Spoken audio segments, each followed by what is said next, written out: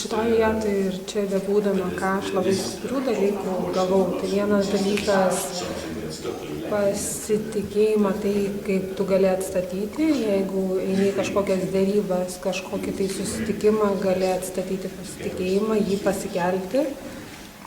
Kitas dalykas, ką aš gavau, tai darbui su savo artimais žmonėms, su vaiku, kad padėti jai surasti tą situaciją, galimybę atstatyti savo pasitikėjimą, žinant, kad mokykloje yra tam tikros situacijos ir tu gali pakelti vaiko pasitikėjimą.